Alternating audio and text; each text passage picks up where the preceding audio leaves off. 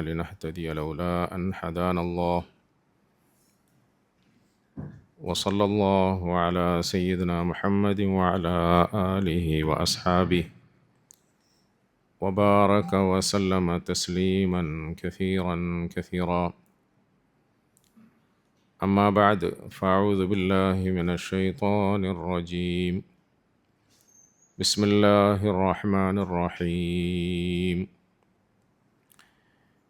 يا أيها الذين آمنوا اتقوا الله حق تقاته ولا تموتن إلا وأنتم مسلمون. وقال تعالى: يا أيها الناس اتقوا ربكم الذي خلقكم من نفس واحدة وخلق منها زوجها وبث منهما رجالا كثيرا ونساء واتقوا الله الذي تساءلون به والأرحام إن الله كان عليكم رقيبا. وقال تعالى: يا أيها الذين آمنوا اتقوا الله وقولوا قولا سديدا يصلح لكم أعمالكم ويغفر لكم ذنوبكم ومن يطع الله ورسوله فقد فاز فوزا عظيما. صدق الله العظيم. അല്ലാഹു സുബ്ഹാനഹു വ തആല അവൻ്റെ നല്ല അടിയാറുകളുടെ കൂട്ടത്തിൽ നമ്മളൊക്കെ ഉൾപ്പെടുത്തി അനുഗ്രഹിക്കുമാറാകട്ടെ.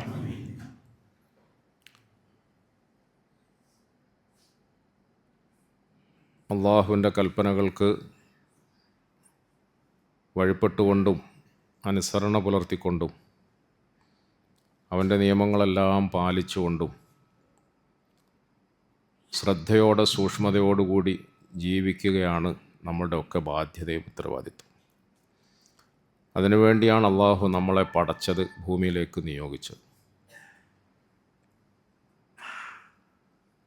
അള്ളാഹുവിൻ്റെ കൽപ്പനകൾക്ക് വഴങ്ങി ജീവിക്കുന്ന അടിമകൾക്ക് അല്ലാഹു തആല എല്ലാ നന്മകളും വാഗ്ദാനം ചെയ്തിട്ടുണ്ട്. ആ കൽപ്പനകളിൽ നിന്നും അകന്ന് ജീവിക്കുകയോ മാറി നിൽക്കുകയോ ചെയ്യുന്നവർക്ക് അള്ളാഹുവിങ്കിൽ നിന്നും വലിയ താക്കീതുകളും മുന്നറിയിപ്പുകളും നൽകപ്പെട്ടിട്ടുമുണ്ട്. നമ്മുടെ ജീവിതത്തിൽ എപ്പോഴെങ്കിലും എവിടെയെങ്കിലും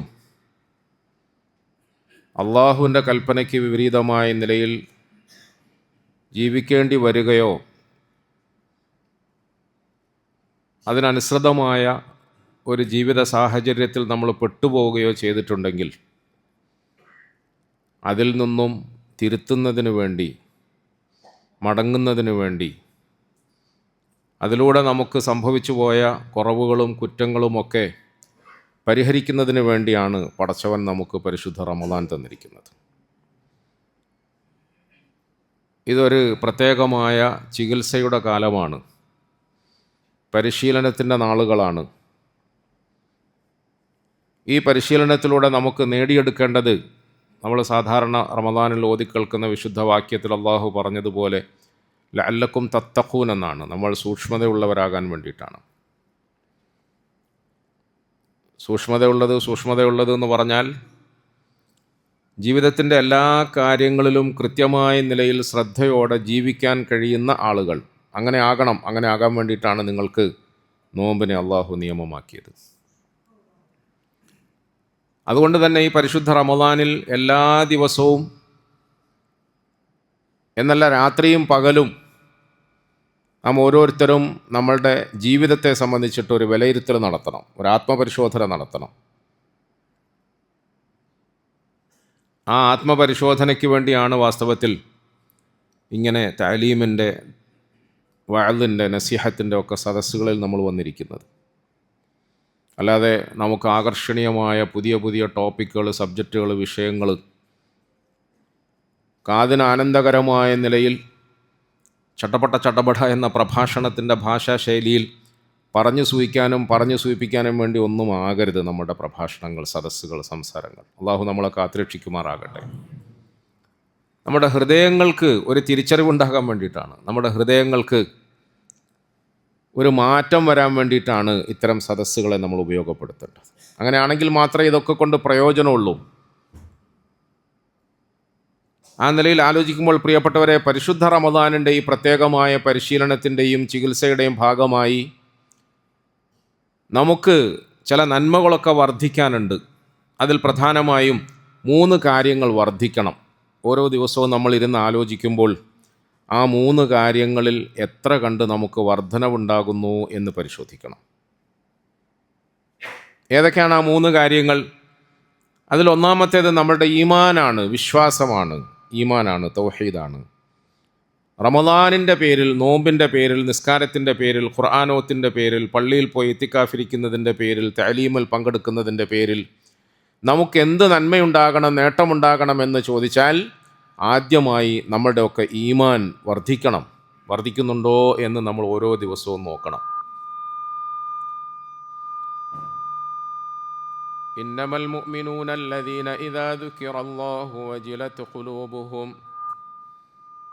ഇന്നമൽ മുഅ്മിനൂന അല്ലദീന ഇദാ ദുകിറല്ലാഹു വജിലത് ഖുലൂബുഹും വഇദാ തുലിയത് അലൈഹിം ആയാതുഹു സാദതുഹും ഈമാനാ وإذا تليت عليهم آياته زادتهم إيمانا وعلى ربهم يتوكلون.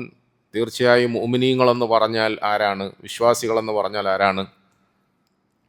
അല്ലദീന ഇദാ ദുക്കിറല്ലാഹു, അല്ലദീന ഇദാ ദുക്കിറല്ലാഹു, അവർക്ക് മുമ്പിൽ അല്ലാഹ് എന്ന് പറയപ്പെട്ടാൽ, അല്ലാഹുവിനെ കുറിച്ച് പറയപ്പെട്ടാൽ, അല്ലാഹുവിൻ്റെ ഖുദ്റത്തുകളെയും കഴിവുകളെയും ശക്തി വൈഭവങ്ങളെയും അവൻ്റെ കാരുണ്യത്തെയും സംബന്ധിച്ചിട്ടൊക്കെ പറയപ്പെടുമ്പോൾ സാദത്തുഹും ഈമാന, അവരുടെ ഈമാൻ വർദ്ധിച്ചുകൊണ്ടേ പോകണം. സാദത്തുഹും ഈമാന അല്ല, വജിലത് ഖുലൂബുഹും, അവരുടെ ഹൃദയങ്ങൾ പെടപടയ്ക്കണം. വജിലത് ഖുലൂബുഹും, അവരുടെ ഹൃദയങ്ങൾ പെടപടയ്ക്കണം. അള്ളാഹുവിനെക്കുറിച്ച് കേൾക്കുമ്പോഴും പറയുമ്പോഴും നമ്മുടെ ഹൃദയങ്ങൾക്ക് ഒരനക്കമുണ്ടാകണം, ഒരു ചലനമുണ്ടാകണം. അതാണ് ഈമാനിൻ്റെ ലക്ഷണം, അതാണ് മൂമിനിൻ്റെ ലക്ഷണം.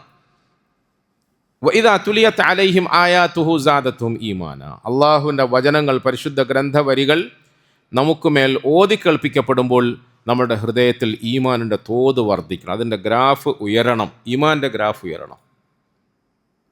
വഅലാ റബ്ബിഹിം യതവക്കലൂൻ, മൂന്നാമതായി അവരുടെ വിശേഷണം, എല്ലാ കാര്യങ്ങളെയും അള്ളാഹുവിൽ ഭരമേൽപ്പിക്കാൻ അവർക്ക് സാധിക്കണം. എല്ലാ കാര്യങ്ങളെയും അള്ളാഹുവിൽ ഭരമേൽപ്പിക്കാൻ അവർക്ക് സാധിക്കണം. ഇത് മൂമിനിൻ്റെ ലക്ഷണമാണ്. അതുകൊണ്ട് പരിശുദ്ധ റമദാനിൽ നമ്മൾ അള്ളാഹുവിനെ കുറിച്ച് കേൾക്കുകയാണ്. നമ്മുടെ ഹൃദയങ്ങളുടെ അവസ്ഥ എന്താണെന്ന് നമ്മൾ പരിശോധിക്കണം. നമ്മൾ ഖുർആനിൻ്റെ വചനങ്ങൾ ഓതി കേൾക്കുകയാണ്, അതിൻ്റെ അർത്ഥം വെച്ച് പഠിക്കാൻ ശ്രമിക്കുകയാണ്. അപ്പോൾ നമ്മുടെ ഈമാൻ എത്ര കണ്ട് വർദ്ധിക്കുന്നു എന്ന് നമ്മൾ പരിശോധിച്ചുകൊണ്ടേയിരിക്കണം. ചുരുക്കത്തിൽ പരിശുദ്ധ റമദാനിൽ നമുക്ക് വർദ്ധിച്ചു കിട്ടേണ്ട പ്രധാനപ്പെട്ട 3 നന്മകളിൽ ഒന്നാമത്തേത് നമ്മുടെ ഈമാൻ വർദ്ധിക്കണം. അത് വർദ്ധിക്കുന്നുണ്ടോ എന്ന് എപ്പോഴും നമ്മൾ പരിശോധിച്ചുകൊണ്ടേയിരിക്കണം. രണ്ടാമതായി പ്രിയപ്പെട്ടവരെ, നമ്മുടെ അമലുകളിൽ, ഇബാദത്തുകളിൽ വർധനവുണ്ടാകണം. ഇബാദത്തുകളിൽ വർധനവുണ്ടാകണം. ഇബാദത്തുകളിൽ വർധനവുണ്ടാകുക എന്ന് പറഞ്ഞാൽ ആവേശത്തോടെ, ആഗ്രഹത്തോടെ, താല്പര്യത്തോടെ അമലുകൾക്ക് തൗഫീഖ് ലഭിക്കണം. അതാണ് ഇബാദത്തിൽ വർധനവുണ്ടാവുക എന്ന് പറയുന്നത്. മടിച്ച് ക്ഷീണം ബാധിച്ച് 1, 2, 3 പ്രാവശ്യമൊക്കെ പുറത്തേക്ക് ഇറങ്ങിപ്പോയി, ഒന്ന് തുപ്പി, ഒരു വെള്ളം കുടിച്ച്, 2 വർത്താനം പറഞ്ഞ്, അങ്ങനെ എങ്ങനെയെങ്കിലുമൊക്കെ കടിച്ചു പൊട്ടിച്ച് വലിച്ച് നീട്ടി 23 റക്അത്ത് നിസ്കരിച്ചൊപ്പിക്കുക എന്ന് പറയുന്ന ഒരു തറാവീഹിൻ്റെ സിസ്റ്റം ഉണ്ടല്ലോ. കഴിഞ്ഞ ദിവസം ഒരു പള്ളിയിൽ പുറത്ത് ബോർഡ് വച്ചിരിക്കുന്നത് കണ്ടു. കൃത്യമായി 9:30 മണിക്ക് തറാവീഹ് നമസ്കാരം അവസാനിക്കുന്നതാണ്, 8:30 മണിക്ക് ഇശാ നമസ്കാരം തുടങ്ങുന്നതാണ്. ഞാൻ മോനോട് പറഞ്ഞു, ആ പള്ളിയുടെ സെക്രട്ടറിയുടെ നമ്പർ എടുത്തിട്ട് അത്യാവശ്യം അദ്ദേഹത്തെ വിളിക്കണം. ഇത് ആദ്യമായി കാണുന്നൊരു ബോർഡാണ്. 8:30 മണിക്ക് ഇശാ നമസ്കാരം ആരംഭിക്കുന്നതാണ്, കൃത്യമായി 9:30 മണിക്ക് നിസ്കാരം അവസാനിക്കുന്നതാണ്, തറാവി നമസ്കാരം അവസാനിക്കുന്നതാണ്. കമ്പ്യൂട്ടറൈസ്ഡ് ലോകം, ഡിജിറ്റൽ ലോകം എന്നൊക്കെ പറയുന്ന ലോകത്ത് നിസ്കാരത്തിലും ഇത്ര ഭയങ്കര അത്യന്താധുനികമായ മാറ്റം വന്നല്ലോ. നിസ്കാരം തുടങ്ങുന്ന സമയം എല്ലാ പള്ളിയിലും എഴുതി വെച്ച് കണ്ടിട്ടുണ്ട്, പക്ഷേ നിസ്കാരം അവസാനിക്കുന്ന സമയം എഴുതി വെച്ച് കണ്ടത് ഇപ്പോൾ ആദ്യമായിട്ടാണ്. പ്രിയപ്പെട്ടവരെ, അങ്ങനെ റമദാൻ മാസത്തിൽ 23 റക്അത്ത് കടിച്ചു പൊടിച്ച് വലിച്ച് ക്ഷീണം പിടിച്ച് നിസ്കരിച്ചോളണമെന്നൊന്നും ഇസ്ലാമിൽ നിയമമൊന്നുമില്ല. അതുകൊണ്ടാണ് ഇസ്ലാമിൽ തറാവീഹ് നമസ്കാരത്തിൻ്റെ റക്അത്തുകളെ കുറിച്ചിട്ട് ഇപ്പോഴും ഇങ്ങനെ അഭിപ്രായ വ്യത്യാസം നിലനിൽക്കുന്നത്. ഞാൻ എല്ലാ വർഷവും അത് പറയാറുണ്ട്. എന്തുകൊണ്ടാണ് 8 ആണോ 11 ആണോ 20 ആണോ അല്ല 40 ആണോ എന്നൊക്കെ തർക്കം വന്നത്? എന്തുകൊണ്ടാണ്? നമ്മുടെ ഹബീബായ മുത്തായ റസൂൽ സല്ലല്ലാഹു അലൈഹി വസല്ലമ തങ്ങളുടെ നമസ്കാരം, ഇബാദത്ത്, ആരാധന എന്ന് പറയുന്നത് അതിൻ്റെ അക്കങ്ങളെയും എണ്ണങ്ങളെയും ബാഹ്യമായ നിയമങ്ങളെയും പരിഗണിച്ചുകൊണ്ടല്ല നിശ്ചയിക്കപ്പെട്ടിരുന്നത്. അതിൻ്റെ ഉള്ളിൽ അവിടുന്ന് പ്രകടിപ്പിച്ചിരുന്ന ഖൗഫിൻ്റെയും ഖശിയത്തിൻ്റെയും മാനസിക ബന്ധത്തിൻ്റെയും ഒക്കെ അടിസ്ഥാനത്തിലാണ് ഇബാദത്തുകളെ അളന്നിരുന്നത്, തൂക്കിയിരുന്നത് എന്നാണ്. റസൂലുള്ളാഹി സ്വല്ലല്ലാഹു അലൈഹി വസല്ലമ തങ്ങളെക്കുറിച്ചിട്ട് സഹാബാക്കൾ പറയുന്നുണ്ട്, നബി തങ്ങൾ സല്ലല്ലാഹു അലൈഹി വസല്ലം നമസ്കരിക്കാൻ വേണ്ടിയിട്ട് കൈകെട്ടുമായിരുന്നു. ലഹു അസീസുൻ കഅസീസിർ റുഹ,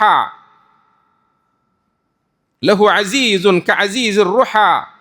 അടുത്തുപോയി നിന്നാൽ നമുക്ക് കാണാൻ കഴിയും, അല്ല കേൾക്കാൻ കഴിയും, ആ നെഞ്ചകത്തു നിന്നും ഒരു ശബ്ദം പുറത്തേക്ക് വരുന്നതായി. അസീസ്. ചില ഹദീസുകളിൽ ചില സ്വഹാബാക്കൾ പറയുന്നത് കച്ച് കച്ച് കച്ച് കച്ച് കച്ച് എന്നൊരു ശബ്ദം കേൾക്കുമായിരുന്നു. എന്തിൻ്റെ ശബ്ദമാണ്? കരച്ചിലിൻ്റെ ശബ്ദം. അവിടുന്ന് പറഞ്ഞുകൊണ്ടിരിക്കുന്ന ഓരോ വാക്കുകളും ഉള്ളുകൊണ്ട് പറയുമ്പോൾ അറിയാതെ ഉള്ളകം പടയ്ക്കുകയും കണ്ണുകൾ നിറയുകയും ആ നിസ്കാരത്തിനൊരു പ്രത്യേക അനുഭൂതി ലഭിക്കുകയും ചെയ്യുന്ന അവസ്ഥാവിശേഷമുണ്ടായിരുന്നു. ഞാൻ പറയുന്നത് പ്രിയപ്പെട്ടവരെ, സഹാബാക്കൾ നിരന്തരമായി അവിടുത്തോടൊപ്പം സഹവസിച്ചതിൻ്റെ അടിസ്ഥാനത്തിൽ അരികിൽ നിന്നിട്ട് അവർക്ക് കേൾക്കാൻ കഴിഞ്ഞ ഹൃദയത്തിൽ നിന്നും പുറത്തേക്ക് വരുന്ന കരച്ചിൽ ശബ്ദമുണ്ട്. പക്ഷേ അത്ര കൃത്യമായ നിലയിൽ ആ ശബ്ദം പോലും രേഖപ്പെടുത്തിയ സഹാബാക്കൾ അവിടുത്തെ നിസ്കാരത്തിൻ്റെ എണ്ണത്തെ കൃത്യമായി എണ്ണാനും രേഖപ്പെടുത്താനും ഒന്നും മെനക്കെട്ടില്ല. നിങ്ങൾ എന്ത് വ്യാഖ്യാനിച്ചാലും വേണ്ടിയില്ല. ഞാൻ പറയുന്നു പ്രിയപ്പെട്ടവരെ, നമുക്ക് എണ്ണമല്ല വലുത്, വണ്ണമാണ് വലുത്. അള്ളാഹു പരിഗണിക്കുന്നതും അതുതന്നെയാണ്. ചിലപ്പോൾ നമ്മുടെ ഹബീബായ റസൂൽ സല്ലല്ലാഹു അലൈഹി വസല്ലമ തങ്ങൾ പാതിരാത്രിയിൽ നമസ്കരിക്കാൻ വേണ്ടി കൈകെട്ടി നിന്നുകൊണ്ട് ഒറ്റ റക്അത്തിൽ നേരം വെളുപ്പിക്കുമായിരുന്നു. അവിടെ പിന്നെ 8, 3, 11, 20, 40 ഒന്നും കണക്ക് നോക്കാൻ ആർക്കാ കഴിയുക പ്രിയപ്പെട്ടവരെ? ഒറ്റ റക്അത്ത് കൊണ്ട് നേരം വെളുപ്പിക്കുമായിരുന്നു. റസൂലുള്ളാഹി സ്വല്ലല്ലാഹു അലൈഹി വസല്ലമ തങ്ങൾക്ക് ശേഷം തങ്ങളുടെ പ്രിയങ്കരായ സഹാബാക്കളിൽ നമുക്ക് ആ പതിവ് കാണാൻ കഴിയും. താബിഈങ്ങളിൽ നമുക്ക് ആ പതിവ് കാണാൻ കഴിയും. ഇമാമിയങ്ങളിൽ, അയിമത്തുൽ മുജ്തഹിദുകളിൽ നമുക്ക് ആ പതിവ് കാണാൻ കഴിയും. പ്രിയപ്പെട്ടവരെ, ഇബാദത്ത് എന്ന് പറഞ്ഞാൽ ആ ഇബാദത്ത് നമ്മുടെ ഉള്ളിൽ തട്ടി സമർപ്പിക്കുന്ന ഒരു ആരാധനാ കർമ്മമായി മാറുമ്പോഴാണ് അതിന് അള്ളാഹുവിൻ്റെ അടുക്കൽ സ്വീകാര്യത ഉണ്ടാവുക, വിലയുണ്ടാവുക. റസൂലുള്ളാഹി സ്വല്ലല്ലാഹു അലൈഹി വസല്ലമ തങ്ങളുടെ ഹദീസുകളെയും മറ്റുമൊക്കെ പരിശോധിക്കുമ്പോൾ റമദാൻ മാസത്തിൽ നമുക്ക് ലഭിക്കേണ്ട പ്രധാനപ്പെട്ട രണ്ടാമത്തെ ഒരു ഗുണമെന്ന് പറയുന്നത് നമ്മുടെ ഇബാദത്തിൽ ഇങ്ങനത്തെ നല്ലൊരു മാറ്റം കാണണം, ഒരു അഭിവൃദ്ധി കാണണം, ഒരു പുരോഗതി കാണണം, വർധനവ് കാണണം. അതുണ്ടോ ഇല്ലേ എന്ന് നമ്മൾ പരിശോധിക്കണം. 23 റക്അത്ത് സ്ഥിരമായ നിലയിൽ നിസ്കരിച്ച് ശീലിക്കുന്ന ഒരു മുസ്ലിം റമദാനിന് ശേഷവും തൻ്റെ ജീവിതത്തിൽ നിസ്കാരം എന്ന് പറയുന്നത് അവൻ്റെ ജീവിതത്തിലെ ഒരു അനുഭൂതിയായി തീരണം, ഒരു നേരം പോക്കാക്കി മാറ്റണം. റസൂൽ സല്ലല്ലാഹു അലൈഹി വസല്ലമ തങ്ങൾ പറഞ്ഞത് ഖുർറത്തു ഐനി ഫിസ്സലാഹ് എന്നാണ്. ഖുർറത്തു ഐനി ഫിസ്സലാഹ്, കണ്ണിന് കുളിർമയാകുന്നത്, കണ്ണിന് കുളിർമയുണ്ടാകുന്നത് നിസ്കാരത്തിലാണ്. നിസ്കരിക്കാൻ വേണ്ടി എന്തിനാണ് കൈകെട്ടുന്നത്?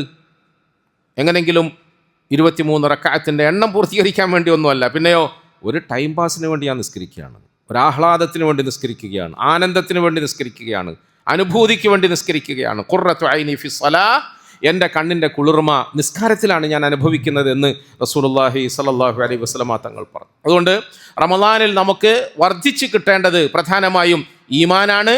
ഈമാനിന് ശേഷം അമാലാണ്. അഥവാ ഈമാൻ ശരിയായാൽ അമലുകൾ വർദ്ധിക്കും, അത് സ്വാഭാവികമാണ്.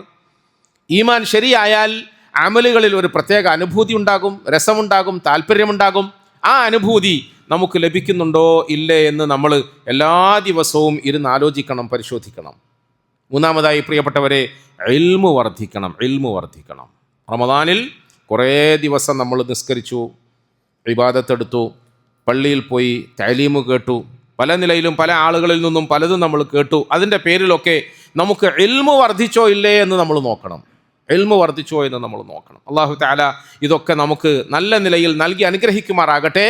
ഈ നിലയിൽ നമ്മുടെ ഈമാൻ വർദ്ധിക്കുകയും അമലുകൾ വർദ്ധിക്കുകയും ഇൽമു വർദ്ധിക്കുകയും ഒക്കെ ചെയ്യുന്നതിന് വേണ്ടി ഉപയോഗപ്പെടുത്താനുള്ള നല്ല നാളുകളാണ്, നല്ല അവസരമാണ്, നല്ല ചാൻസ് ആയിട്ടാണ് അല്ലാഹു സുബ്ഹാനഹു വ തആല നമുക്ക് ഈ പരിശുദ്ധ റമദാനിനെ സമർപ്പിച്ചിരിക്കുന്നത്.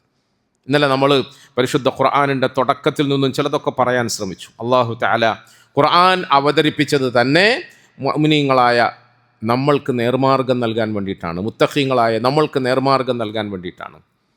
നമ്മളുടെ നേർമാർഗത്തിനായി പടച്ചവൻ തുറന്നു വച്ചിരിക്കുന്ന ആ പവിത്രമായ പാതയിൽ പ്രഥമമായി നമ്മൾ പഠിക്കാനുള്ളതും ഉൾക്കൊള്ളാനുള്ളതും സ്വീകരിക്കാനുള്ളതും അള്ളാഹുവിനെക്കുറിച്ചുള്ള വിശ്വാസമാണ് എന്ന് പറഞ്ഞു. അള്ളാഹുവിനെക്കുറിച്ചുള്ള വിശ്വാസമാണ്. അതുകൊണ്ടാണ് സൂറത്തുൽ ഫാത്തിഹ തുടക്കം തന്നെ അള്ളാഹുവിനെ പറ്റി പറഞ്ഞുകൊണ്ട് ആരംഭിച്ചത്. രണ്ടാമത്തത് സൂറത്തുൽ ബഖറയാണ്. സൂറത്തുൽ ബഖറ പരിശുദ്ധ റമദാനിൽ നമ്മൾ അധികമായി ഖുർആൻ ഓതണം. ഖുർആൻ ഓതുന്നതിൽ നമുക്ക് വലിയ താല്പര്യമുണ്ടാകണം. ഏറ്റവും കുറഞ്ഞത് ഒരു ദിവസം നമ്മളെല്ലാവരും 3 ജിസുവെങ്കിലും ഖുർആൻ ഓതണം. ഞാൻ കഴിഞ്ഞ ജുമായിൽ പറഞ്ഞു, സാധാരണ ഇത് കേൾക്കുമ്പം അധിക പേരും പറയാറുള്ളത് അതൊക്കെ ഉസ്താദന്മാരുടെയും മുത്താലിമീങ്ങളുടെയും പള്ളിപ്പണി എടുക്കുന്ന ആളുകളുടെയും ഒക്കെ ജോലിയാണ്. നമുക്കതിനൊന്നും സമയമില്ല. നമുക്ക് സമയമില്ല എന്ന് മാത്രമല്ല, നമുക്കത് അറിയില്ലല്ലോ, ഓതാൻ അറിയില്ല, അത്ര വേഗത്തിൽ ഓതാൻ കഴിയില്ല. പ്രിയപ്പെട്ടവരെ, വളരെ കൃത്യമായി ഈ വിശുദ്ധ റമദാനിൽ നമുക്കൊക്കെ ഒരു ബോധ്യം വരേണ്ടതുണ്ട്. 3 ജിസുവെങ്കിലും ഖുർആൻ ഓതണം. അതിന് സമയം കണ്ടെത്തണം. എല്ലാത്തിനും നമ്മൾ സമയം കണ്ടെത്തുന്നില്ലേ? ഇനി ഒരു പക്ഷേ അറിയില്ലല്ലോ എന്ന് പറയുന്ന സഹോദരങ്ങളുണ്ടെങ്കിൽ 3 ജിസു ഖുർആൻ ഓതുന്ന അത്രയും സമയമെങ്കിലും എല്ലാ ദിവസവും അത് പഠിക്കാൻ വേണ്ടിയിട്ട് വിനിയോഗിക്കണം. അത് നമ്മുടെ ബാധ്യതയാണ്, നമ്മുടെ ഉത്തരവാദിത്തമാണ്. അത് പഠിക്കാൻ വേണ്ടിയിട്ട് ശ്രമിക്കണം. ആ ഉത്തരവാദിത്വത്തിൽ നിന്നും നമ്മൾ ആരും ഒഴിഞ്ഞു പോകുമെന്ന് ആരും വിചാരിക്കണ്ട. وقال الرسول يا رب إن قوم اتخذوا هذا القرآن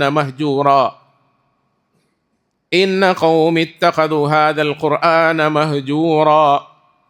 നമ്മളോടൊക്കെ അങ്ങേയറ്റം കാരുണ്യം പ്രകടിപ്പിച്ച നമ്മളുടെ ഹബീബായ മുത്തായ റസൂൽ സല്ലല്ലാഹു അലൈഹി വസല്ലം നാളെ മഹ്ശറയിൽ എത്തിയിട്ട് ആകെ നമ്മളെക്കുറിച്ചിട്ട് പറയുന്ന ഒരു പരാതി വിശുദ്ധ ഖുർആനിൽ അള്ളാഹു പറയുന്നുണ്ട്. വേറെ ഒരു പരാതിയില്ല, അവിടെ ഒരു പരാതിയുമില്ല. എല്ലാ ഇടങ്ങളിലും നമുക്ക് വേണ്ടി ഷഫാഅത്ത് ചെയ്യാൻ, ശുപാർശ ചെയ്യാൻ, നമ്മളെ അപകടങ്ങളിൽ നിന്ന് രക്ഷപ്പെടുത്താൻ നമ്മളോടൊപ്പം നിൽക്കുന്ന വാപ്പയില്ലാത്ത, ഉമ്മയില്ലാത്ത, സഹോദരിയില്ലാത്ത യൗമ യഫിറുൽ മർഉ മിൻ അഖീഹി വ ഉമ്മിഹി വ അബീഹി വ സാഹിബതിഹി വ ബനീഹി. അങ്ങനെയല്ലേ? ഉമ്മ ഓടിപ്പോവുകയും വാപ്പ ഓടി മാറുകയും മക്കളും മരുമക്കളും എല്ലാവരും അങ്ങോട്ടും ഇങ്ങോട്ടും ഒക്കെ തെറ്റി രക്ഷപ്പെടാൻ ശ്രമിക്കുകയും ചെയ്യുന്ന മഹ്ശറയുടെ വൻസഭയിൽ നമുക്കൊപ്പം നിന്ന് നമ്മളെ സഹായിക്കാൻ, ഷഫാഅത്ത് ചെയ്യാൻ മുഹമ്മദ് മുസ്തഫ സല്ലല്ലാഹു അലൈഹി വസല്ലമ തങ്ങൾ മാത്രമേ ഉണ്ടാവൂ. പക്ഷേ പ്രിയപ്പെട്ടവരെ, ആ റസൂൽ സല്ലല്ലാഹു അലൈഹി വസല്ലമയ്ക്ക് ഈ സമുദായത്തെക്കുറിച്ചിട്ട്, അവിടുത്തെ അനുയായികളെക്കുറിച്ചിട്ട് അവിടെ പറയാൻ ഒറ്റ പരാതിയേ ഉള്ളൂ. എന്താ ആവലാതി? യാ റബ്ബി ഇന്ന ഖൗമി ഇത്തഖദു ഹാദൽ ഖുർആന മഹ്ജൂറാ. യാ റബ്ബി ഇന്ന ഖൗമി ഇത്തഖദു ഹാദൽ ഖുർആന മഹ്ജൂറാ.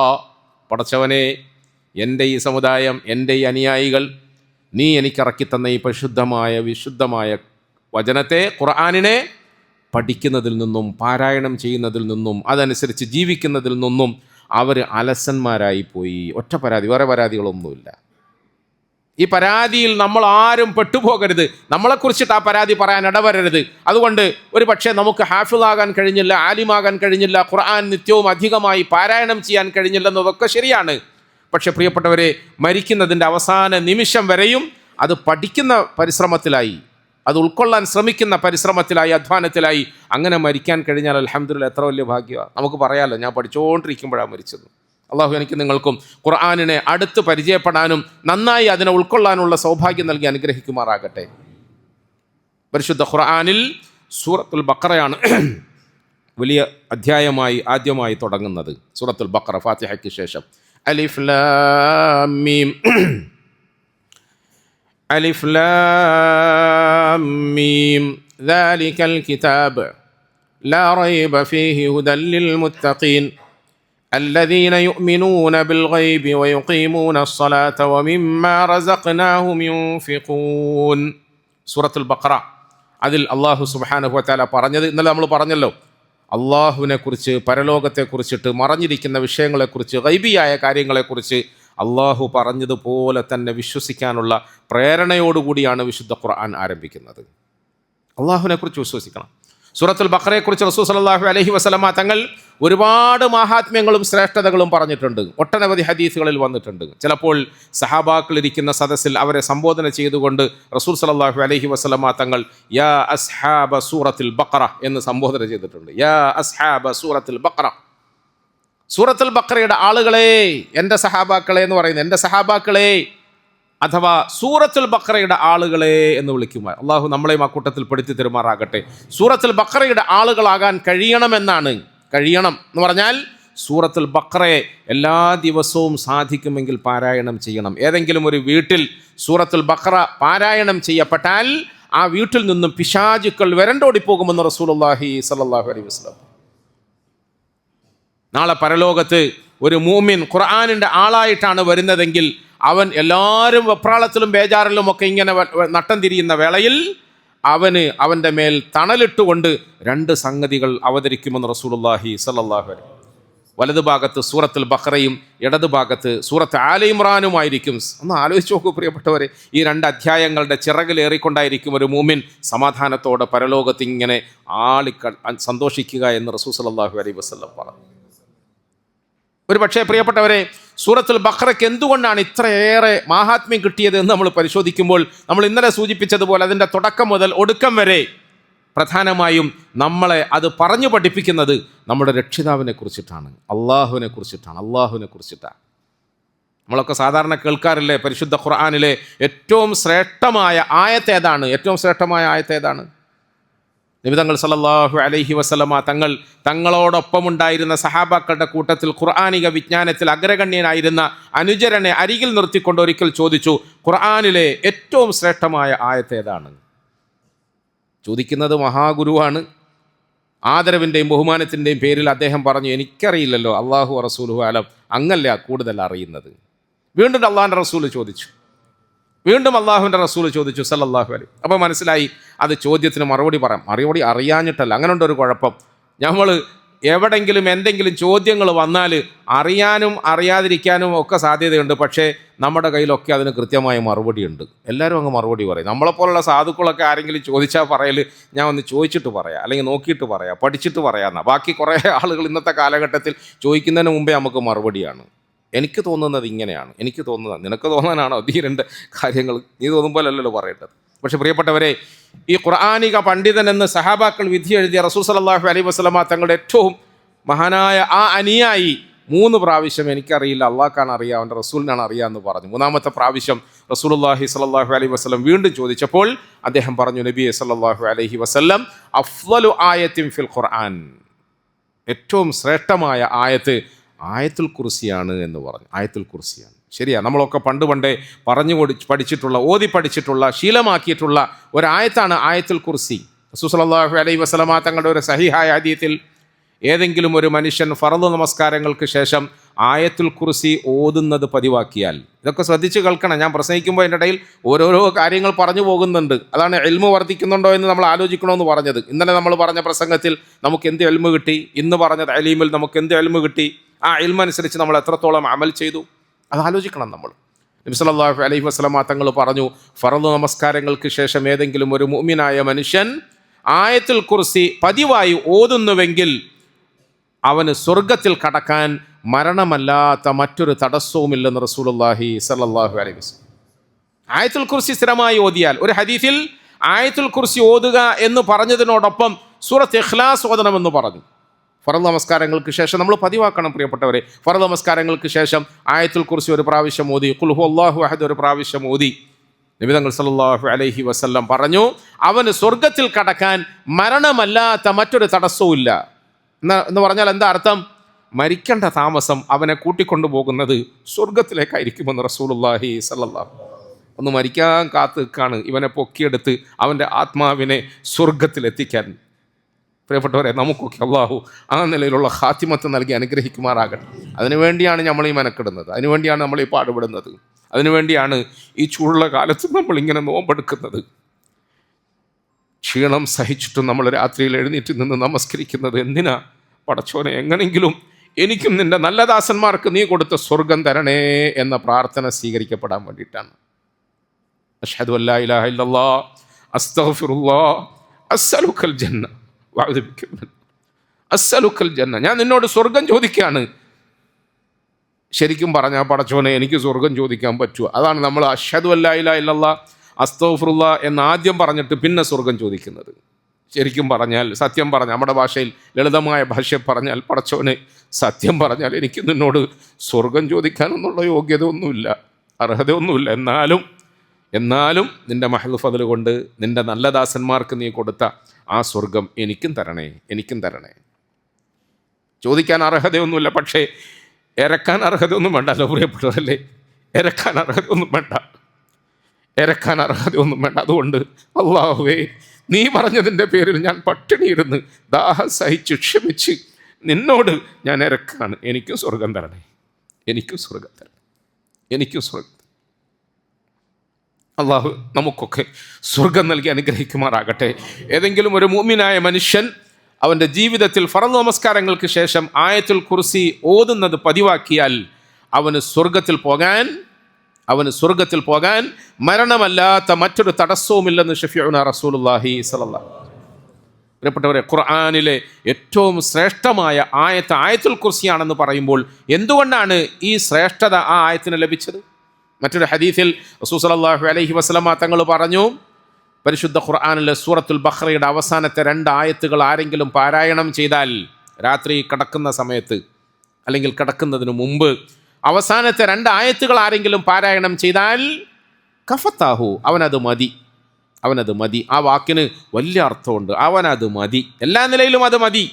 ഉലമാക്കൾ പറയുന്നുണ്ട്, ഭൗതികമായ ആത്മീയമായ എല്ലാ കാര്യങ്ങൾക്കും ആ 2 ആയത്ത് കൃത്യമായി രാത്രിയിൽ പാരായണം ചെയ്യുന്നത് മതിയാകുന്നതാണ്. ലാ യുകല്ലിഫുല്ലാഹു നഫ്സൻ ഇല്ലാ വുസ്അഹാ ലഹാ മാ കസബത് വഅലൈഹാ മക്തസബത് റബ്ബനാ ലാ തുആഖിദ്നാ ഇൻ നസീനാ ഔ അഖ്തഅനാ റബ്ബനാ ലാ തുആഖിദ്നാ ഇൻ നസീനാ ഔ അഖ്തഅനാ ربنا ولا تحمل علينا إصرا كما حملته على الذين من قبلنا ربنا ولا تحملنا ما لا طاقة لنا به واعف عنا واغفر لنا وارحمنا وأنت مولانا فانصرنا على القوم الكافرين. ഈ വചനം ആരെങ്കിലും രാത്രിയിൽ ഓതുന്നത് പതിവാക്കിയാൽ അവനത് മതി, വേറെ ഒന്നും വേണ്ട. പ്രിയപ്പെട്ടവരെ, എന്തുകൊണ്ടാണ് ഈ അവസാനത്തെ ആയത്തുകൾക്ക് ഇത്രയേറെ മാഹാത്മ്യമുണ്ടായത്? നമ്മൾ ആലോചിക്കുമ്പോൾ ആയത്തുൽ കുർസിയിൽ അള്ളാഹു പറയുന്നത് അള്ളാഹുവിനെ കുറിച്ചിട്ടാണ്. ആമന റസൂലിൽ അള്ളാഹു പറയുന്നത് അള്ളാഹുവിനെ കുറിച്ചിട്ടാണ്. അള്ളാഹു അവൻ കഴിവുറ്റവനാണ്, പ്രാപ്തനാണ്, ശക്തനാണ്, അർശിൻ്റെ ഉടയവനാണ്, എല്ലാത്തിനെയും അറിയുന്നവനാണ്, എല്ലാത്തിനെയും നോക്കിക്കാണുന്നവനാണ്. ഒരു നിലയിലും അവൻ ഒരു അശക്തിയുമില്ല, ഒരു കഴിവുകേടുമില്ല. എൻ്റെ റബ്ബ് അങ്ങനത്തെ റബ്ബാണ്.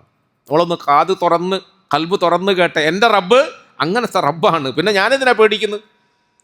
പിന്നെ ഞാനെന്തിനാണ് ആവലാതിപ്പെടുന്നത്, ബേജാറാകുന്നത്, വെപ്രാളപ്പെടുന്നത്? എനിക്കൊരു റബ്ബുണ്ട്. എൻ്റെ റബ്ബ് എല്ലാത്തിനും കഴിവുള്ളവനാണ്. അല്ലാഹു ലാ ഇലാഹ ഇല്ലാ ഹുവൽ ഹയ്യുൽ ഖയ്യൂം. അവൻ എപ്പോഴും എന്നെന്നും ജീവിച്ചിരിക്കുന്നവനാണ്, കഴിവുറ്റവനാണ്. ലാ തഅഖുദുഹു സിനത്തും വലാ നൗം.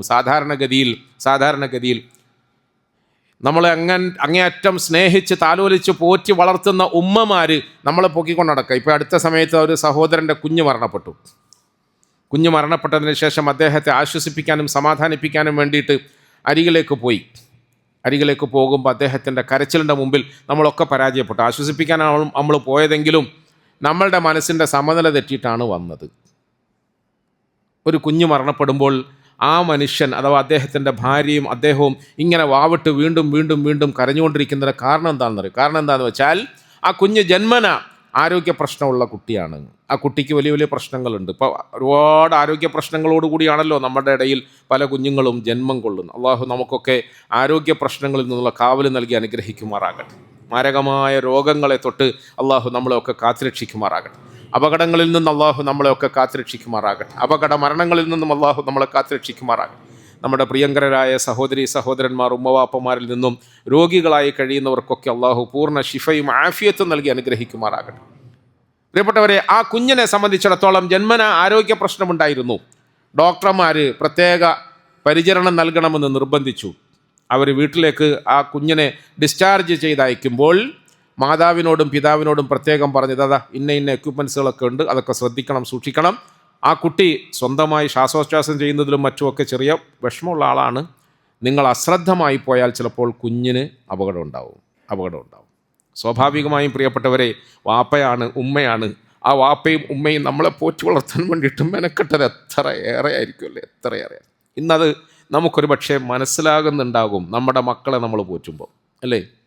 നമ്മൾ നമ്മുടെ മക്കൾക്ക് വേണ്ടിയിട്ട് മെനക്കെടുമ്പോൾ, അവരുടെ ആശകളും ആഗ്രഹങ്ങളും ഒക്കെ പൂർത്തീകരിച്ചു കൊടുക്കാൻ വേണ്ടി അവരുടെ പിന്നാലെ നടക്കുമ്പോൾ നമുക്ക് ബോധ്യപ്പെടുന്നൊരു വസ്തുത എന്താണെന്നറിയോ? എൻ്റെ വാപ്പ എന്നെ എങ്ങനെ പോറ്റി, എൻ്റെ ഉമ്മ എന്നെ എങ്ങനെ പോറ്റി. ഉമ്മയും ബാപ്പയും ആ മകന് വേണ്ടി, ആ കുഞ്ഞിന് വേണ്ടി രാപ്പകലില്ലാതെ ഉറക്കമൊഴിഞ്ഞു. സ്വാഭാവികമായും ആദ്യം കുറേ ബന്ധുക്കളും ആളുകളും ഒക്കെ ഉണ്ടാവുമല്ലോ വീട്ടിൽ. പിന്നെ ദിവസം കഴിയുന്തോറും ഓരോരുത്തർ ഒഴിഞ്ഞ് വാപ്പയും ഉമ്മയും ഭാര്യയും ഭർത്താവും മാത്രമായപ്പോൾ അവർ രണ്ടുപേരും തീരുമാനം എടുത്തു. നമ്മളിങ്ങനെ കുഞ്ഞിനെ നോക്കിക്കൊണ്ടിരിക്കുമ്പോൾ എങ്ങാനും രണ്ടാളും ഒന്നിച്ചുറങ്ങിപ്പോയാലോ. അതുകൊണ്ടൊരു കാര്യം ചെയ്യാം, മണിക്കൂർ നിശ്ചയിച്ചിട്ട് നമുക്ക് രണ്ടുപേർക്കും ഉണർന്നിരിക്കാം, മാറി ഉണർന്നിരിക്കാം. അങ്ങനെ ആ പാവം ഭാര്യയും ഭർത്താവും ഈ കുഞ്ഞിൻ്റെ ജീവൻ രക്ഷപ്പെടുത്താൻ വേണ്ടിയിട്ട് തങ്ങളുടെ സ്വന്തം ഉറക്കത്തെയും മറ്റിനെയൊക്കെ മാറ്റി വെച്ചുകൊണ്ട്, ത്യാഗം ചെയ്തുകൊണ്ട് കുഞ്ഞിന് വേണ്ടി ഉറക്കമൊഴിഞ്ഞു. പടച്ചവൻ്റെ ഖളാണ്, പടച്ചവൻ്റെ തീരുമാനമാണ്. ആ മരണപ്പെടുന്ന പാതിരാത്രിയിൽ 12 മണിക്ക് അതുവരെയും രണ്ടുപേരും നല്ല ബോധത്തിലായിരുന്നു, ശ്രദ്ധയിലായിരുന്നു, ഓർമ്മയിലായിരുന്നു. ആ മനുഷ്യൻ ആ സമയത്തും നമ്മളെ കെട്ടിപ്പിടിച്ച് കരയുന്നത്, ഞാൻ ആ സമയത്ത് ഉറങ്ങിപ്പോയി, എൻ്റെ ഊഴമായിരുന്നു. ശരിയാ പ്രിയപ്പെട്ടവരെ, നമുക്ക് നമ്മുടെ കുഞ്ഞുങ്ങളോട് അങ്ങേയറ്റത്ത് സ്നേഹവും മുഹബത്തും വാത്സല്യവും ഒക്കെ ഉണ്ട്.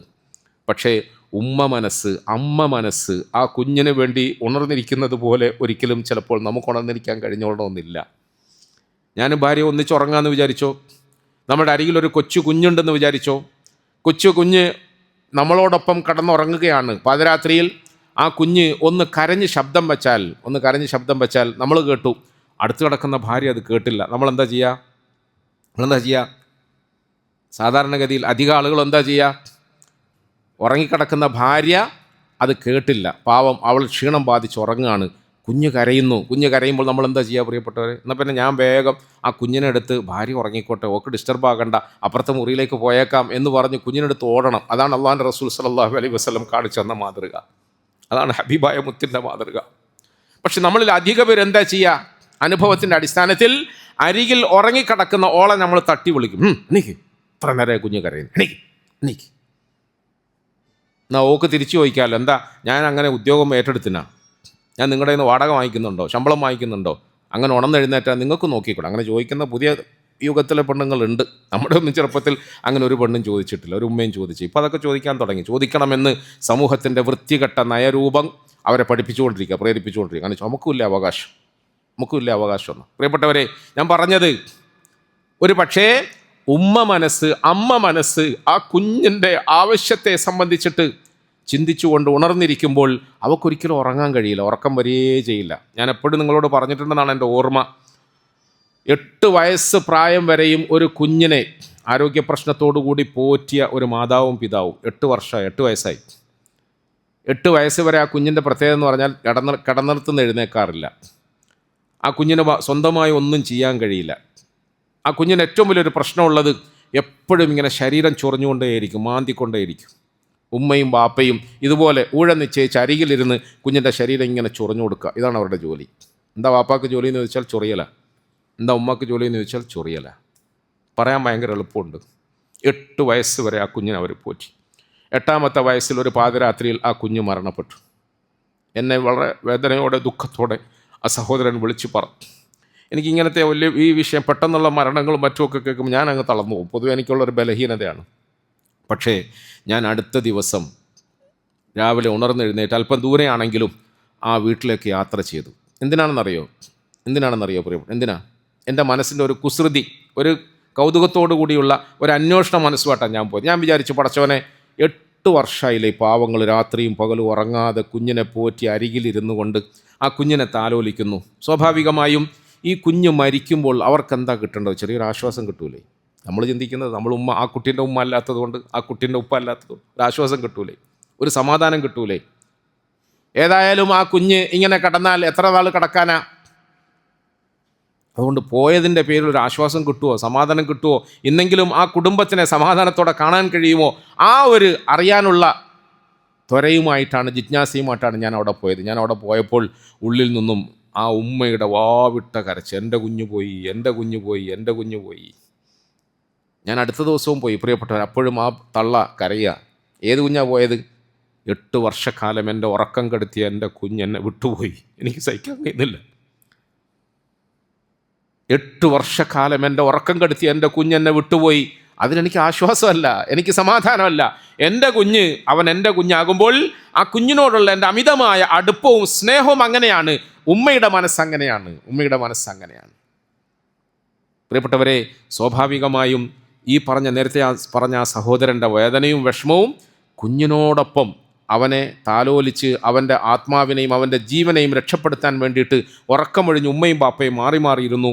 ഞാനൊരല്പം ഉറങ്ങിപ്പോയി, എൻ്റെ കുഞ്ഞു പോയി, ഞാനൊരല്പം, ഇനി എത്ര കാലം മരിച്ചാലും എൻ്റെ ഈ ദുഃഖം മാറുമോ, മരിച്ചാൽ ഈ ദുഃഖം മാറുമോ? ഇവിടെയാണ് ആയത്തുൽ കുർസി ഓതുമ്പോൾ നമ്മൾ അർത്ഥമറിഞ്ഞ് ഓതേണ്ടത്. ആയത്തുൽ കുർസി ഓതുമ്പോൾ അർത്ഥമറിഞ്ഞ് ഓതേണ്ടത്. ലാ തഅഖുദുഹു സിനത്തും വലാ നൗം. പറയുമ്പോൾ വലിയ എളുപ്പമാണ്, അർത്ഥം നമുക്കെല്ലാവർക്കും അറിയാം. പക്ഷേ അതിൻ്റെ ആഴം നമ്മൾ പഠിക്കണം. അള്ളാഹു എൻ്റെ റബ്ബ്, എൻ്റെ റബ്ബ് അവൻ ആരാണെന്നറിയോ? അവന് രാത്രിയും പകലും എല്ലാ നാളുകളിലും നേരങ്ങളിലും ഒരുപോലെ അവൻ്റെ ആരോഗ്യം, ഹയ്യുൻ ഖയ്യൂമാണ്. അവൻ ഹയ്യാണ്, ഖയ്യൂമാണ്. ലാ തഅഖുദുഹു സിനത്തും വലാ നൗം. അവൻ ഒരിക്കലും ഉറക്കം ബാധിക്കുന്നില്ല, മറവി ബാധിക്കുന്നില്ല. ഇതൊക്കെ നമ്മൾ വിചാരിക്കും വെറുതെ പറഞ്ഞതല്ല. അതുകൊണ്ടാണ് ഞാൻ ഇത്രയും വിശദമായി ജീവിതാനുഭവത്തെ അതിനോട് ചേർത്ത് വെച്ച് അർത്ഥം വെക്കാൻ ശ്രമിച്ചത്. നമ്മുടെ റബ്ബ് അങ്ങനത്തെ കഴിവുറ്റവനാണ്, പ്രാപ്തനാണ്, ശക്തനാണ്. ആ റബ്ബിനെയാണ് ഞാൻ വിശ്വസിക്കുന്നത്. ആ റബ്ബാണ് എനിക്ക് സമാധാനം തരാമെന്ന് പറഞ്ഞത്. അതുകൊണ്ട് ഞാൻ എന്തിനാണ് ബേജാറാവുന്നത്?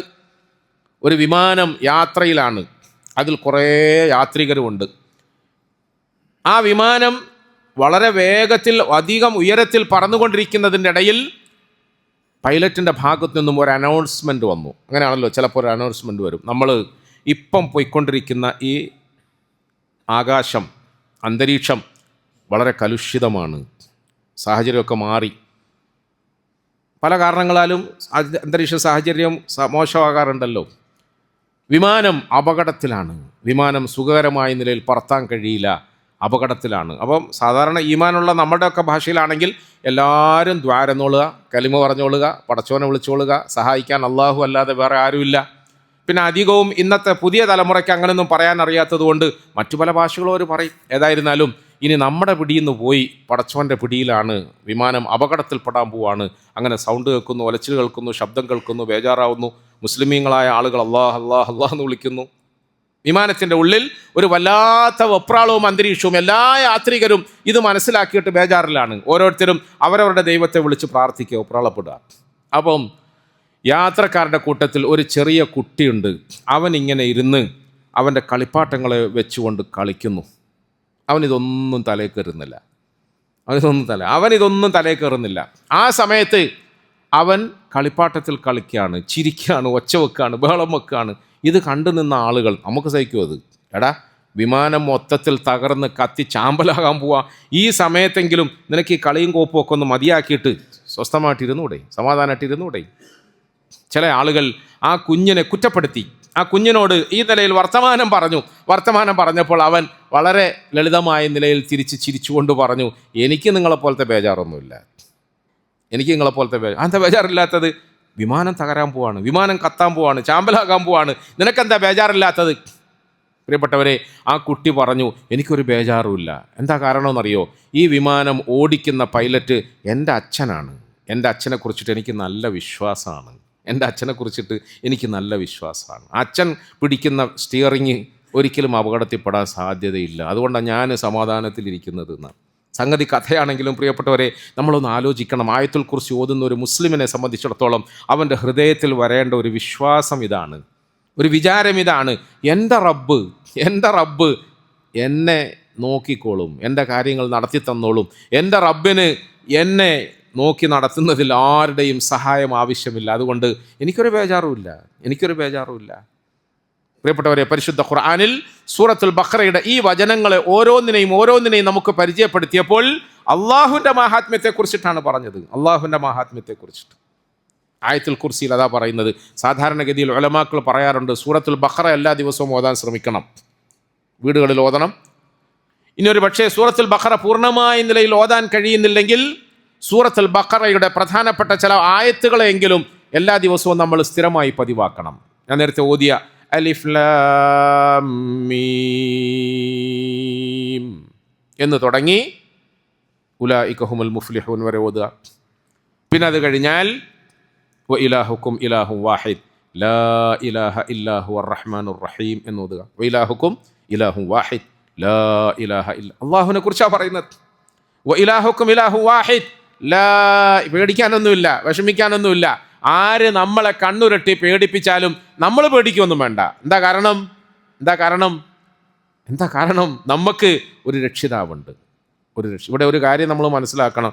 ആര് കണ്ണുരുട്ടി പേടിപ്പിച്ചാലും, അമേരിക്കയുടെ പ്രസിഡന്റ് നമ്മുടെ നേരെ കണ്ണുരുട്ടിയിട്ട് തീരുവ അങ്ങനാക്കും തീരുവ ഇങ്ങനാക്കും എന്നൊക്കെ പറഞ്ഞാലും ഒന്നും എനിക്ക് പ്രശ്നമല്ല. എന്താ കാരണം ഞാനിങ്ങനെ ജീവിതത്തിൻ്റെ അടിച്ചുപൊളിയിൽ, അതിൻ്റെ അതിപ്രസരത്തിൽ, അനാവശ്യങ്ങളിൽ, ആഭാസങ്ങളിൽ മുഴുകിങ്ങനെ കഴിയാണ്. ഭൂമിയിൽ എന്ത് പുകച്ചുരുളുകൾ ഉണ്ടായാലും ഞാനതൊന്നും അറിയുന്നില്ല. ഞാനിങ്ങനെ കയ്യിലിട്ട് തിരുമി നാവിൻ്റെ അടിയിൽ വെക്കുന്ന സാധനത്തിൽ ഇങ്ങനെ മുഴുകി ജീവിക്കുക. അതുകൊണ്ടാണ് എനിക്ക് പ്രശ്നമില്ലാത്തതെന്ന്. അപ്പോൾ പൊതുവെ അങ്ങനെയാണല്ലോ പറയുക. പ്രിയപ്പെട്ടവർ, അങ്ങനല്ല. ഭൂമിയിൽ ഏത് ശക്തികൾ നിങ്ങളെ ഭയപ്പെടുത്താൻ ശ്രമിച്ചാലും അവരുടെ മുമ്പിലൊന്നും നമ്മൾ ഭയപ്പെടേണ്ട കാര്യമില്ല. എന്തുകൊണ്ടാണ്? വ ഇലാഹുക്കും ഇലാഹു വാഹിദ് ലാ ഇലാഹ ഇല്ലാഹു റഹ്മാനുർ റഹീം. വ ഇലാഹുക്കും ഇലാഹു വാഹിദ് ലാ ഇലാഹ ഇല്ലാഹു റഹ്മാനുർ റഹീം. നമ്മൾ പറഞ്ഞെടുത്തൊരു കാര്യം വളരെ കൃത്യമായി അടിവരയിട്ട് നമ്മൾ മനസ്സിലാക്കണം. നമുക്കൊരു രക്ഷിതാവുണ്ടെന്ന് നമുക്ക് ബോധ്യമുണ്ട്. ആ രക്ഷിതാവ് കഴിവുറ്റവനാണ് എന്ന് നമുക്ക് തിരിച്ചറിയാം. ഒപ്പം പ്രിയപ്പെട്ടവരെ, ആ രക്ഷിതാവ് എന്നോടൊപ്പം നിൽക്കുമെന്ന് ഉറപ്പുവരുത്താനും നമ്മൾ മറക്കരുത്. അതാണ് സംഗതി. അള്ളാഹു ഉണ്ട്, സംശയമൊന്നും വേണ്ട. അള്ളാഹു സുബ്ഹാനഹു വ തആല അഷ്റഫുൽ ഖൽക്കിനെ സഹായിച്ചു ബദറിൻ്റെ രണാങ്കണത്തിൽ. അള്ളാഹു സുബ്ഹാനഹു വ തആല സഹാബത്തിനെയും സലഫു സാഹിലീങ്ങളെയും ഒക്കെ സഹായിച്ചു. വമ്പന്മാരുടെ മുമ്പിൽ, റോമയുടെയും കൈസറിൻ്റെയും കിസ്റയുടെയും ഒക്കെ മുമ്പിൽ സഹായിച്ചു. ശരിയാണ്. പക്ഷെ നമ്മളെ എന്തുകൊണ്ടാണ് സഹായിക്കാത്തത്? ശരിക്കും ശ്രദ്ധിച്ച് കേൾക്കുന്നില്ല അല്ലേ? കേൾക്കുന്നതന്നെയല്ലേ? ഇന്നലെ പറഞ്ഞതുപോലെ വെറും പറച്ചിൽ മാത്രമല്ലല്ലോ. അള്ളാഹു കേൾക്കാനും മനസ്സിലാക്കാനും അമൽ ചെയ്യാനും ഒക്കെ നമുക്ക് തൗഫീഖ് തരുമാറാണ്. ഞങ്ങൾ കുട്ടികളെ പഠിപ്പിക്കുമ്പോൾ കുട്ടികൾക്ക് ഇങ്ങനത്തെ വിഷയങ്ങൾ പറഞ്ഞു കൊടുക്കാൻ വേണ്ടി പറയുന്ന ഒരു ഉദാഹരണമുണ്ട്. എന്തുകൊണ്ടാണ് അള്ളാഹു ഇന്ന് നമ്മളെ ഉമർ ബിൻ ഖത്താബ് റളിയല്ലാഹു അൻഹു അവറുകളെ കുറിച്ചിട്ട് നമ്മൾ കേട്ടിട്ടുണ്ട്. മഹാനവറുകൾ ലോകം ഭരിച്ചവരാണ്. നാട് ഭരിച്ചു എന്ന് പറയുന്നതിൻ്റെ അപ്പുറം ലോകം ഭരിച്ചവരാണ്. എപ്പോഴാണ് കിസ്റയും കൈസറും റോമയും ഒക്കെ ഉമറിൻ്റെ കാൽക്കീഴിൽ അമർന്നത്? ഉമറിൻ്റെ ചൊൽപ്പടിക്ക് മുമ്പിൽ മുട്ടുമടക്കിയത് എപ്പോഴാണ്? ഉമർ റളിയല്ലാഹു അൻഹു അവറുകളുടെ മുമ്പിൽ ഓച്ചാനിച്ച് നിന്നത് എപ്പോഴാണ്? ഈ റോമ, കൈസർ, കിസ്റ എന്നൊക്കെ പറഞ്ഞാൽ അന്നത്തെ പേർഷ്യ, അന്നത്തെ ഈ പറയുന്ന രാഷ്ട്രങ്ങളൊക്കെ ഇന്നത്തെ റഷ്യയും ചൈനയും അമേരിക്ക എന്നൊക്കെ പറയുന്നത് പോലെ തന്നെയാണ്. അതിൽ സംശയമൊന്നും വേണ്ട. പ്രിയപ്പെട്ടവരെ, എപ്പോഴാണ് ഉമർ ബിൻ ഖത്താബിൻ്റെ കാൽക്കീഴിൽ അവരൊക്കെ അടിയറവ് പറഞ്ഞത്?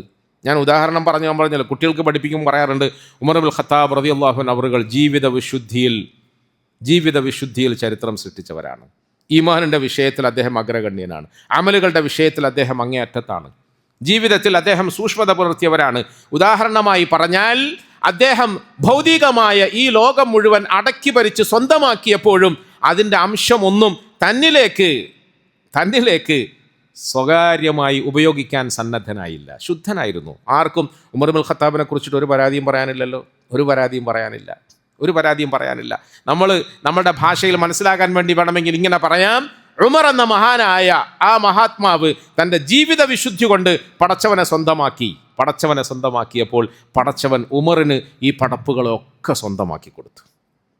ഒന്നുകൂടി തെളിച്ച് പറഞ്ഞാൽ, പ്രിയപ്പെട്ട ചെറുപ്പക്കാർ കേൾക്കാൻ വേണ്ടി, റസൂലുള്ളാഹി സ്വല്ലല്ലാഹു അലൈഹി വസല്ലമയിൽ നിന്നും ദീനും ജീവിത വിശുദ്ധിയും ഒക്കെ പഠിച്ച ഉമറിനെ പോലത്തെ മഹാത്മാക്കൾ ഈ മാർഗത്തിൽ ജീവിച്ചപ്പോൾ അവർ പട്ടിണി കിടന്നു, കഷ്ടപ്പെട്ടു. അവർ ഉടുക്കാനില്ലാതെ, ഉണ്ണാനില്ലാതെ, വിരിക്കാനില്ലാതെ കഷ്ടപ്പെട്ടു. വലിയ സാമ്രാജ്യത്തിൻ്റെ അധിപനാണെങ്കിലും മരത്തണലിൽ വിശ്രമിച്ചു. ഇതൊക്കെ ചരിത്രമാണ്, അല്ലാതെ വെറുതെ പ്രസംഗത്തിന് വേണ്ടി പറയുന്ന സംഗതിയല്ല. മരത്തണലിൽ വിശ്രമിച്ചു. അദ്ദേഹം കീറിപ്പറിഞ്ഞ വസ്ത്രം അണിയേണ്ടി വന്നു. നമുക്ക് പരാതിയൊന്നുമില്ല. കീറിപ്പറിഞ്ഞ വസ്ത്രം അണിഞ്ഞു, അതുകൊണ്ട് പരാതിയൊന്നുമില്ല. പക്ഷേ അണിഞ്ഞിരുന്ന വസ്ത്രത്തിൻ്റെ ഉള്ളിൽ അദ്ദേഹം കാത്തു സൂക്ഷിച്ച ആ വിശ്വാസദാർഢ്യതയും ജീവിത വിശുദ്ധിയും അദ്ദേഹത്തിൻ്റെ ചൊൽപ്പടിക്ക് ലോകം കീഴ്പ്പെടുന്നതിലേക്ക് നയിച്ചു. ഉമർ എന്ന ഭരണാധികാരി, മുസ്ലിമായ ഭരണാധികാരി, കീറിപ്പറഞ്ഞ വസ്ത്രമിട്ടുകൊണ്ട് ലോകത്തെ ഭരിച്ചപ്പോൾ ഉമറിൻ്റെ അനുയായികളായ അഭിനവ യുഗത്തിലെ മുസ്ലിം ചെറുപ്പക്കാർ അവർക്ക് കീറാത്ത നല്ല വസ്ത്രം വലിയ പൈസ കൊടുത്ത് വാങ്ങി, എന്നിട്ട് ആ വസ്ത്രത്തെ കീറി മുറിച്ചിട്ട് ഫാഷനാക്കുക. ഈ ഫാഷനും കൊണ്ട് അള്ളാഹു മൈസൽ ഇസ്ലാം വൽ മുസ്ലിമീൻ വാദിൽ ഷിർക്ക് വൽ മുശ്രിക്കീൻ എന്ന് പറയാം. ഞാൻ ഒരു കച്ചവടക്കാരനാണ്, എപ്പോഴും ഞാൻ പറയാറുണ്ടല്ലോ, റമദാൻ്റെ സീസൺ ആകുമ്പോൾ നമ്മളിങ്ങനെ പർച്ചേസ് ചെയ്ത് കണ്ടെയ്നർ ഇങ്ങനെ കയറ്റാറുണ്ട്. അപ്പോൾ ഞാൻ കഴിഞ്ഞ പ്രാവശ്യം ഞാൻ ശ്രദ്ധിച്ചോണ്ട് നമ്മളിങ്ങനെ ഓരോ ബില്ലും ഇതൊക്കെ വന്നപ്പം ജീൻസ് പാൻറ്റ് അതിൻ്റെ ലിസ്റ്റ് വന്നു. ജീൻസ് പാൻറ്റ്, അപ്പോൾ ജീൻസ് പാൻറ്റ് ഒന്നിന് ഒരു വില, കൃത്യമായ ഒരു വില, വേറെ ഒന്നിന് 10 റുപ്യ കൂടുതൽ. ആ 10 റുപ്യ കൂടുതലുള്ള സാധനം ഞാനെടുത്ത് പരിശോധിച്ചപ്പം അത് കീറി തയ്ച്ചതിന് 10 റുപ്യ കൂടുതലാണ്. 10 റുപ്യ കൂടുതലാണ്. ഞാൻ പറയുന്ന വല്ലതും തിരിയുന്നുണ്ടോ? ബാക്കി നിങ്ങൾക്ക് തിരിയണം. ഞാൻ ചെറിയൊരു ഉദാഹരണം, ബാക്കി നിങ്ങൾക്ക് തിരിഞ്ഞോളാം. തുന്നിയത് കീറി രണ്ടാമത് തുന്നുന്നതിന് 10 റുപ്യ കൂടുതലാണ്. അതെന്താ അതിൻ്റെ പൊരുൾ? അന്നേരം ഞാനിവിടെ കാമ്പസാറി പ്രസംഗിക്കാൻ വേണ്ടിയിട്ടാണ്, അല്ലാതെ കച്ചവടത്തിൻ്റെ കണക്ക് വയ്ക്കാൻ വേണ്ടിയല്ല ചോദിച്ചത്. ഞാൻ അവരോട് ഇതെന്താ അതിൻ്റെ? അപ്പോൾ പുതിയ ഫാഷനാണ്. സാധാരണഗതിയിൽ പണ്ടൊക്കെ നമ്മൾ വസ്ത്രമെടുക്കാൻ വേണ്ടി പോയാൽ അതിൽ തുന്നൽ വിട്ടിട്ടുണ്ടോ എന്ന് നോക്കും.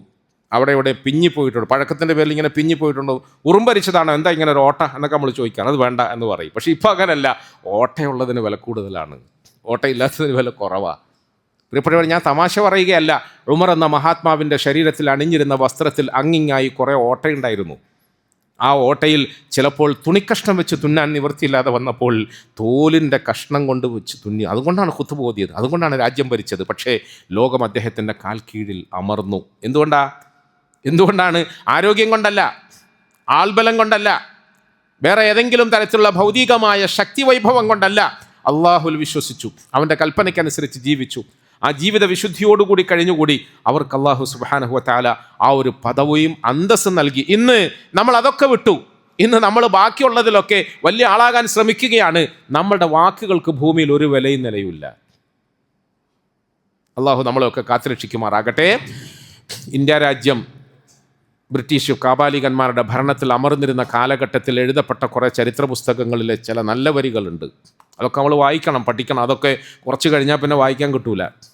ആ വരികളൊന്നും മുസ്ലിം ചരിത്രകാരന്മാർ എഴുതിയതല്ല. ആ വരികളൊന്നും മുസ്ലിം പ്രഭാഷകന്മാരും മുസ്ലിം പ്രാസംഗികന്മാരും പറഞ്ഞതോ ഉദ്ധരിച്ചതോ അല്ല. വസ്തുതകളാണ്, യാഥാർത്ഥ്യമാണ്. അതിൽ ഇപ്രകാരം ഒരു അധ്യായം നമുക്ക് കാണാൻ കഴിയും.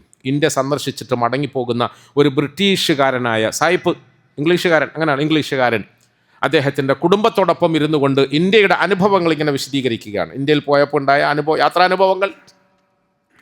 ആ യാത്രാനുഭവങ്ങൾ ഓരോന്നോരോന്ന് പറയുന്നതിൻ്റെ ഇടയിൽ അദ്ദേഹത്തിൻ്റെ ഭാര്യ അദ്ദേഹത്തോട് ചോദിച്ചു, നിങ്ങളെ ഏറ്റവും കൂടുതൽ അത്ഭുതപ്പെടുത്തുകയും സ്വാധീനിക്കുകയും ചെയ്ത ഒരു യാത്രാനുഭവം പറയാമോ, ഓർക്കാൻ വേണ്ടി ഒരു യാത്രാനുഭവം പറയാമോ എന്ന് ചോദിച്ചു. പ്രിയപ്പെട്ടവരെ, അദ്ദേഹം പറഞ്ഞ മറുപടി എന്താണെന്നറിയോ? ഞാൻ ഈ യാത്രയിൽ അജ്മീർ എന്ന് പറയുന്ന ഒരു സ്ഥലത്ത് പോയി. അജ്മീറിൽ ഒരു ദർഗ കണ്ടു. ദർഗ എന്ന് പറഞ്ഞാൽ നമ്മുടെ ഭാഷയിൽ അല്ലേ, ഒരു അജ്മീറിൽ ഞാൻ പോയി. അവിടെ ഒരു ശവകുടീരം കണ്ടു. എന്നെ ഏറ്റവും കൂടുതൽ യാത്രയിൽ അത്ഭുതപ്പെടുത്തുകയും സ്വാധീനിക്കുകയും ചെയ്ത ഒരു കാഴ്ചയായിരുന്നു അത്. എന്താണ് അങ്ങനെ? അദ്ദേഹം പറഞ്ഞു, ഒരു മുസ്ലിമീങ്ങളുടെ ആരാധനാലയം പോലത്തെ സ്ഥലമാണ്. അവിടെ ഒരു മനുഷ്യൻ കിടക്കുന്നുണ്ട്. ആ മനുഷ്യൻ്റെ ശരീരത്തെ മൂടുന്നതിന് വേണ്ടി തുണികൾ പുതയ്ക്കപ്പെട്ടിട്ടുണ്ട്. പക്ഷേ അവിടെ മുസ്ലിമീങ്ങളും വരുന്നു, ഹിന്ദുക്കളും വരുന്നു, സിഖുകാരും വരുന്നു, ജൈനമതസ്ഥരും വരുന്നു, എല്ലാവരും വരുന്നു. അവിടെ അദ്ദേഹത്തിൻ്റെ മുമ്പിൽ ഇങ്ങനെ കൈകൂപ്പി നിന്നുകൊണ്ട് പ്രാർത്ഥിച്ച് മടങ്ങിപ്പോകുന്നു.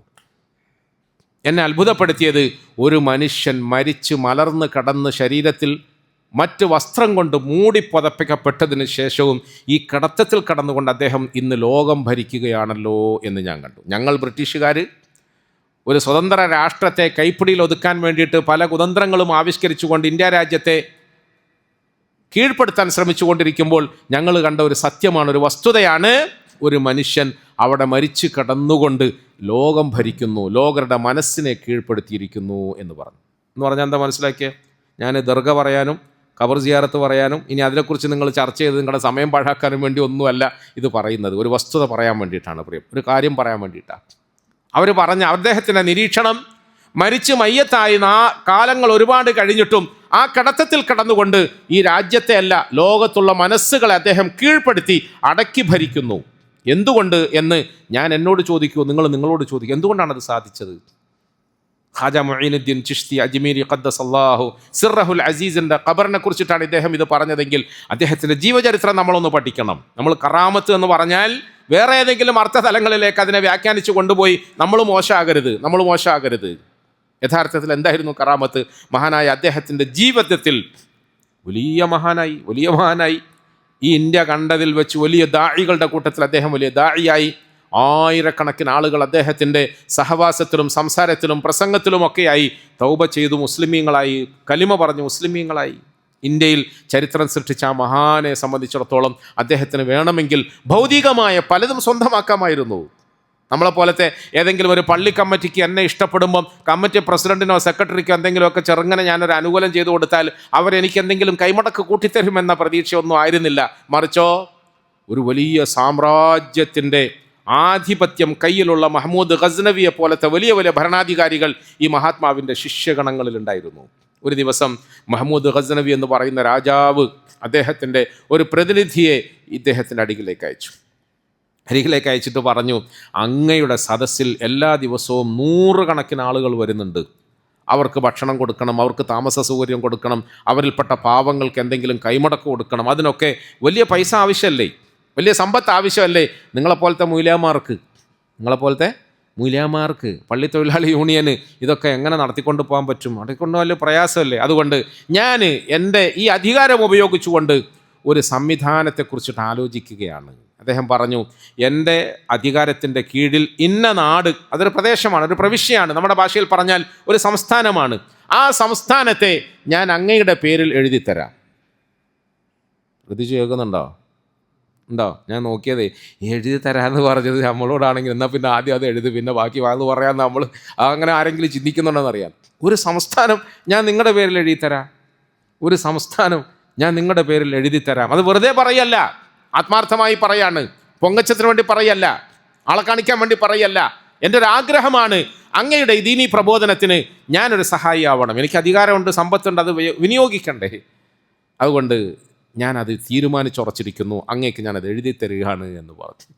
പ്രിയപ്പെട്ടവരെ, എന്തുകൊണ്ടാണ് മരണത്തിന് ശേഷവും ആ കിടക്കയിൽ കിടന്നുകൊണ്ട് മനസ്സുകളെ അടക്കി ഭരിച്ചു എന്ന് ബ്രിട്ടീഷുകാരൻ സാക്ഷ്യം വഹിച്ചതെന്ന് നമ്മൾ ചിന്തിക്കുമ്പോൾ മഹാനായ ഖാജ മുഈനുദ്ദീൻ ചിശ്തി അജ്മീരി റളിയല്ലാഹു അൻഹു അവർകൾ മറുപടിയായ നിലയിൽ അദ്ദേഹത്തിന് വിവരം കൊടുത്തത് എന്താണെന്നറിയോ? ഞാൻ ഇതിനേക്കാളും വലിയൊരു ലോകത്തെ കീഴ്പ്പെടുത്തിയിട്ടുണ്ട്, ആത്മീയ ലോകം.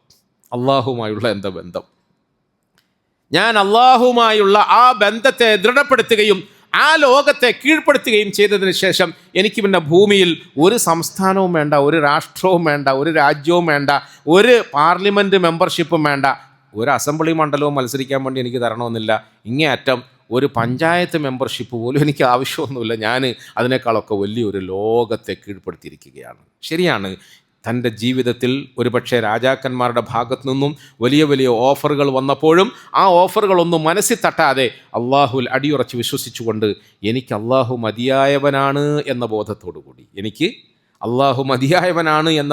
അത് വെറുതെ പ്രകടിപ്പിക്കാൻ വേണ്ടി മാത്രമല്ല, ആത്മാർത്ഥമായി അക്ഷരാർത്ഥത്തിൽ അങ്ങനെ ആ മനസ്സുമായി ജീവിക്കാൻ കഴിഞ്ഞപ്പോൾ അള്ളാഹു സുബ്ഹാനഹു വ തആല ആളുകളെ അദ്ദേഹത്തിൻ്റെ കാൽ കീഴിൽ കൊണ്ടെത്തിച്ചു എന്നതാണ് ശരി.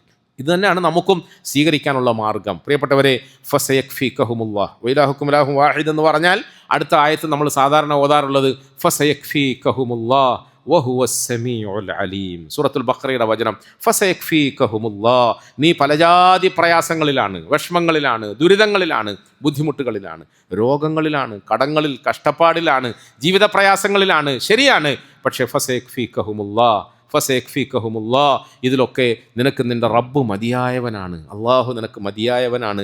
വഹുവസ്സമീഉൽ അലീം, ആ അള്ളാഹു നിൻ്റെ ഈ വേദനകളും നൊമ്പരങ്ങളും കരച്ചിലുകളും തേങ്ങലുകളും ഒക്കെ കേട്ടുകൊണ്ടേയിരിക്കുന്നവനാണ്, അറിഞ്ഞുകൊണ്ടേയിരിക്കുന്നവനാണ്.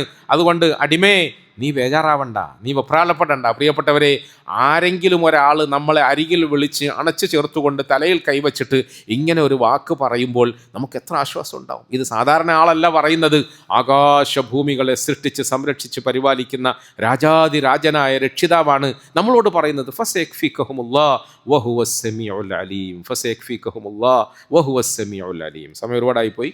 അള്ളാഹു നമുക്ക് കേട്ടതിനേക്കാൾ കൂടുതൽ അമൽ ചെയ്യാനുള്ള തൗഫീഖ് നൽകി അനുഗ്രഹിക്കുമാറാകട്ടെ.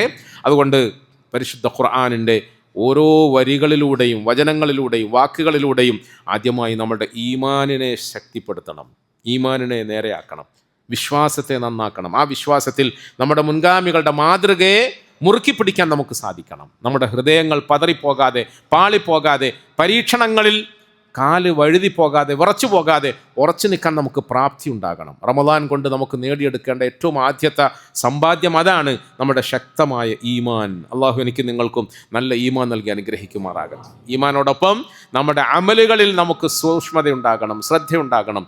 അമലുകളെ നന്നാക്കാൻ ശ്രമിക്കണം, അമലുകളെ വർദ്ധിപ്പിക്കാൻ ശ്രമിക്കണം. അള്ളാഹു എനിക്ക് നിങ്ങൾക്കും അതിന് തൗഫീഖ് തരുമാറാകട്ടെ. മൂന്നാമതായി ഇൽമു വർദ്ധിക്കണം, അറിവ് വർദ്ധിക്കണം. ആവശ്യമുള്ള നാഫിയായ അറിവ് ഓരോ ദിവസവും അധികരിപ്പിക്കാൻ നമ്മൾ ശ്രമിക്കണം. അധികരിക്കുന്നുണ്ടോ എന്ന് നമ്മൾ ആത്മപരിശോധന നടത്തണം. ആ അറിവിനെ ഉപയോഗപ്പെടുത്താൻ ശ്രമിക്കണം. അല്ലാഹു സുബ്ഹാനഹു വ തആല എനിക്ക് നിങ്ങൾക്കും അതിന് തൗഫീഖ് നൽകി അനുഗ്രഹിക്കുമാറാകട്ടെ. വ ആഖിറു ദഅവാന അനിൽ ഹംദുലില്ലാഹി റബ്ബിൽ ആലമീൻ.